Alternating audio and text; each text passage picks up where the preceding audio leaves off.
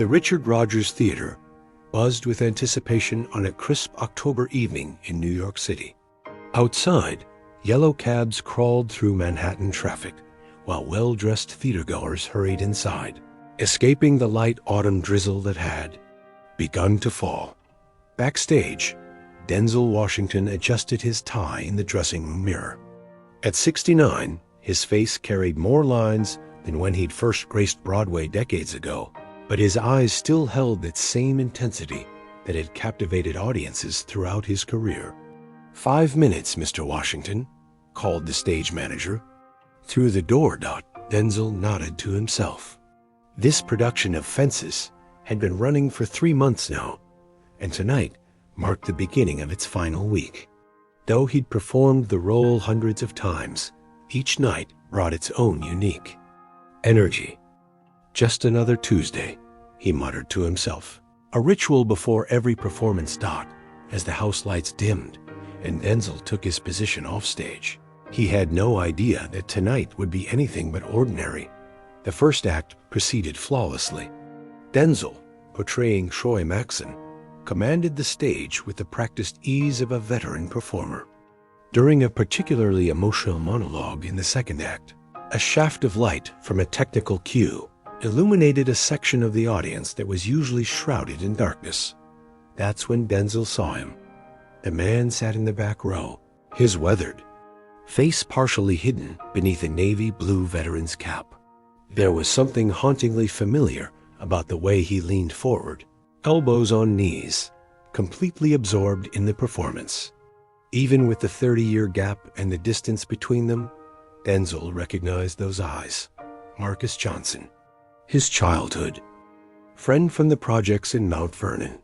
For a split second, Denzel faltered midline. The professional in him recovered almost immediately, but his mind was racing. The last time he'd seen Marcus was in 1988, just before Denzel's career had exploded with glory, and Marcus had shipped off to serve in Operation Desert Storm. As Denzel continued his performance, memories flooded back. Marcus teaching him how to shoot hoops at the community center. The two of them delivering newspapers to save up for basketball shoes. Marcus standing up for him against neighborhood bullies.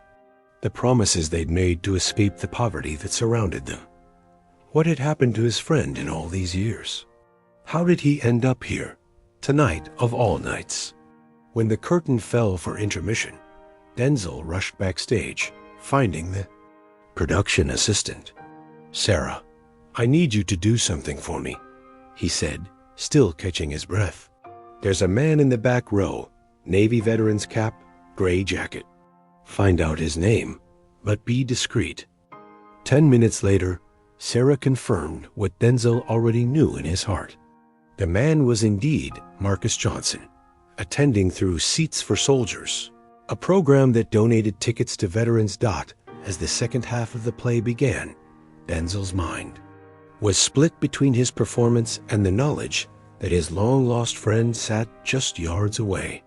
Marcus had no idea that Denzel had recognized him. According to what Sarah had learned, Marcus believed he was simply attending a Broadway show, unaware of who was starring. The final scene approached Troy Maxson's powerful monologue about responsibility and regret. As Denzel delivered the lines about a man confronting his past, he made a decision that would break from decades of theatrical protocol. The theater fell silent as Denzel delivered Troy's final monologue. His voice carried through the hall, resonating with emotion that felt unusually raw tonight. The audience sat captivated, unaware of the internal struggle happening before them.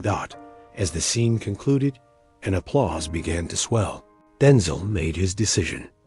Instead of taking his bow and exiting stage left as rehearsed, he stepped forward to the edge of the stage. "Ladies and gentlemen," he said, his voice cutting through the applause, "I apologize for this break in protocol." The audience quieted, confused but intrigued. The other actors exchanged glances backstage. "Tonight, something extraordinary has happened," Denzel continued, his eyes scanning the back row. "Sometimes life gives us second chances when we least expect them." He pointed toward the back of the theater. There's a man sitting in the last row wearing a Navy veteran's cap. His name is Marcus Johnson. The spotlight operator, following Denzel's cue, swung the beam toward the back, illuminating a startled Marcus who squinted against the sudden brightness. Marcus and I grew up together in Mount Vernon, Denzel explained, his voice cracking slightly. We haven't seen each other in over 30 years. Marcus stood frozen, recognition slowly dawning on his weathered face. Marcus, Denzel called out, would you please come up here? A murmur rippled through the audience as Marcus hesitantly made his way toward the stage, his limp noticeable as he navigated the aisle dot. The production manager whispered urgently into his headset, what's happening?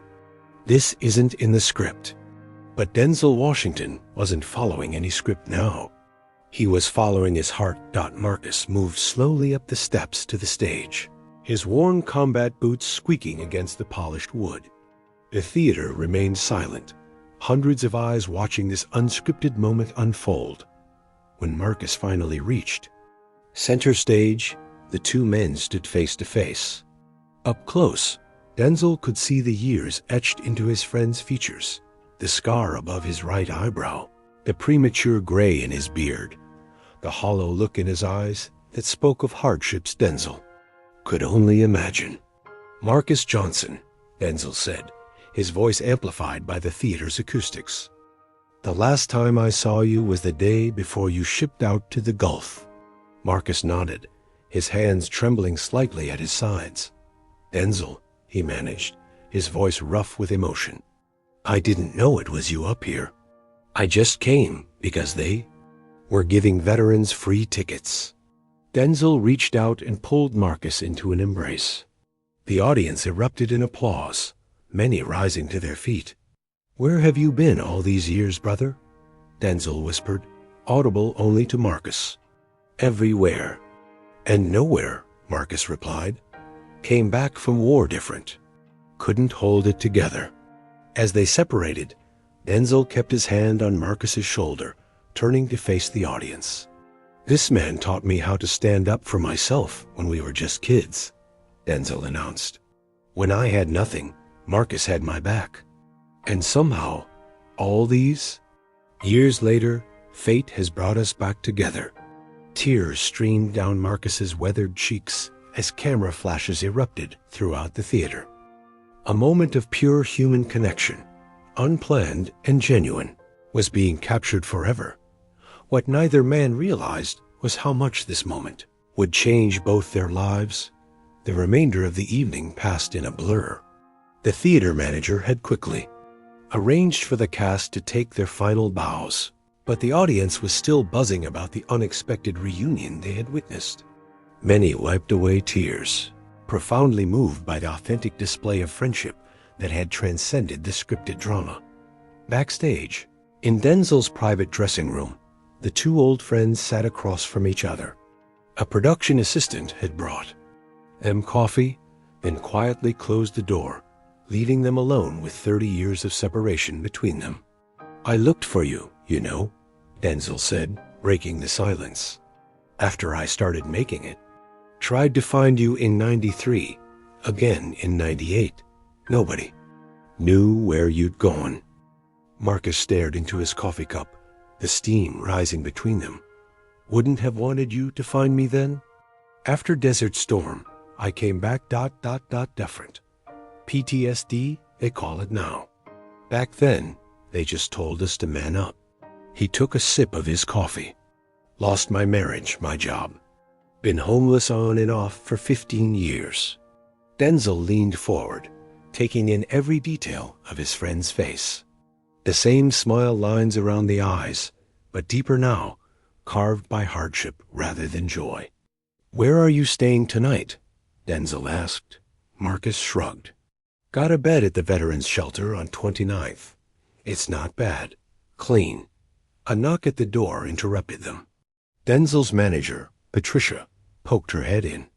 I'm sorry, but there's press. Outside, word spread about what happened. They're requesting statements. Denzel nodded. Tell them I'll be out in a minute. After Patricia left, Denzel turned back to Marcus. This isn't just a coincidence, us meeting like this. This means something. Marcus shifted uncomfortably. Look, Denzel, I appreciate this moment and all, but I don't want to be your charity case. I didn't come here for handouts. Is that what you think this is? Denzel's voice grew firm. You remember when Tommy Williams and his crew cornered me behind the school in 8th grade? You jumped in even though you were outnumbered. You said, nobody messes with my brother.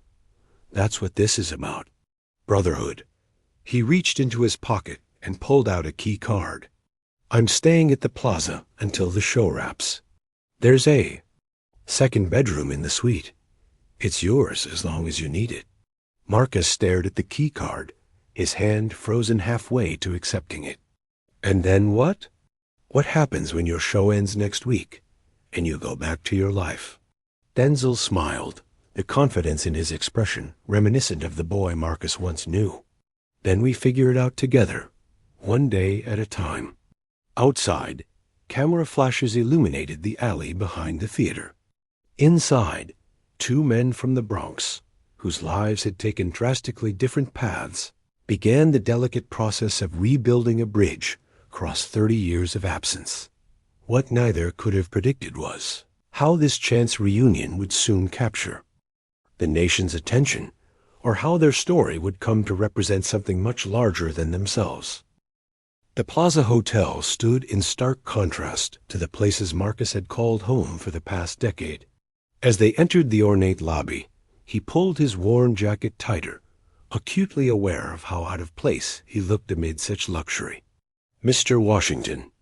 Welcome back, the concierge greeted warmly. James, this is my oldest friend, Mr. Johnson.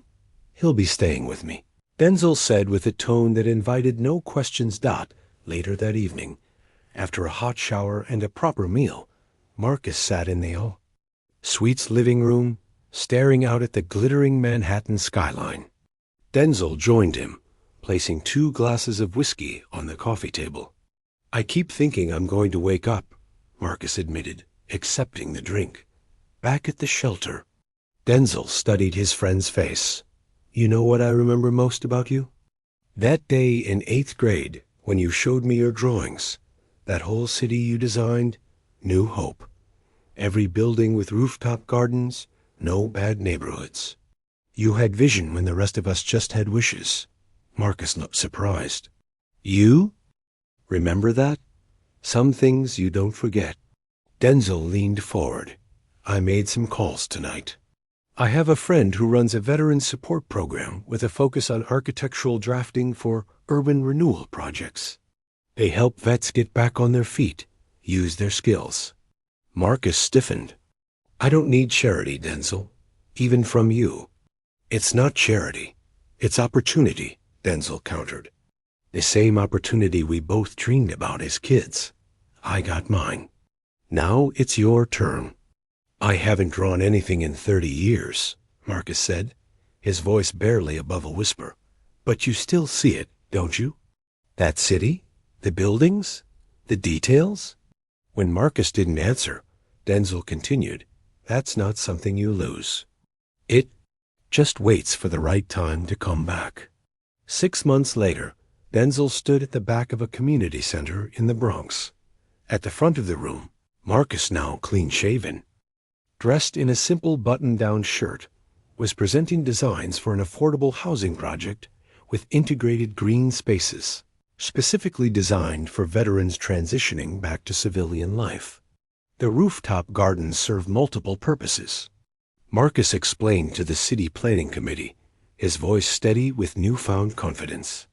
They provide sustainable food sources, improve air quality, and offer therapeutic spaces for residents dealing with PTSD. Denzel watched with pride as his friend fielded questions with expertise born from both professional training and personal experience. The Marcus standing there wasn't a charity case. He was an architect with unique insights into the needs of those who had fallen through society's cracks. After the presentation, as the committee members filed out with approving nods, Marcus made his way to Denzel. "They're going to approve it," Marcus said, unable to contain his smile. "Construction starts in spring." "I never doubted it," Denzel replied, clasping his friend's shoulder. "New Hope is finally getting built." Marcus looked around the community center, the same one where they'd played basketball as kids, dreaming of escape. "Not exactly how I pictured it back then. It's better," Denzel said, "because it's real." Outside, a light snow had begun to fall over the Bronx streets where their story had started decades ago. Their lives had taken dramatically different paths only to converge again in a moment of recognition that reminded them both of a fundamental truth. Sometimes the most powerful second chances come not from changing your circumstances, but from being truly seen by someone who knew you before the world shaped you. The following month, when Denzel accepted his Lifetime Achievement Award, he dedicated it to the friends who shape us, lose us, and find us again. The camera panned to Marcus, in the audience, now a symbol of resilience and renewal.